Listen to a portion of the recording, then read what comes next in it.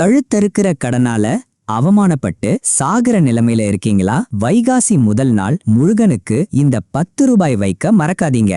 மீறினா முருகன் உங்க மேல கோபப்படுவார். உங்கள் குடும்பம் இந்த பெரும் துன்பத்திலிருந்து தப்பிக்க வேண்டுமென்றால் உடனடியாக வேல் முருகன் பக்தி சேனலில் இணையுங்கள். பிறகு கருத்து பகுதிக்கு சென்று கண்ணீர் மல்க ஓம் முருகா என்ற வார்த்தைகளை பதிவிடுங்கள். வைகாசி மாதம் விடியும் போது இறந்தவர்களுக்கும் ஒரு புதிய வாழ்வு கிடைக்கிறது என்று மக்கள் சொல்வதில் ஒரு காரணம் இருக்கிறது. அந்த மங்களகரமான நாளில் பிரபஞ்சத்தின் முழு அண்ட சக்தியும் மின்சாரம் பாய்ச்சும் தீவிரத்துடன் முருகப்பெருமானின் திவீக வேலில் இறங்குகிறது. நாளை காலை உங்கள் பூஜை அறையில் ஒரு பித்தளை தட்டில் மஞ்சள் தூளை தூவுங்கள். அதன் நடுவில் ஒரு 10 ரூபாய் நோட்டை வையுங்கள். அதை சுற்றி 6 அகல் விளக்குகளை வைத்து நெய்யால் அவற்றை ஏற்றுங்கள். ஒரு கண்ணீர் துளியை சிந்தி கட்டுப்படுத்த முடியாமல் விம்பி அழுதபடி ஓம் முருகா, என் பரிதாபகரமான ஆதரவற்ற நிலைமை மாற வேண்டும் என்று கதறுங்கள். எச்சரிக்கை: எந்த சூழ்நிலையிலும் இந்த 10 ரூபாய் நோட்டை உங்கள் சுயநலத்திற்காக தவறாக பயன்படுத்தவோ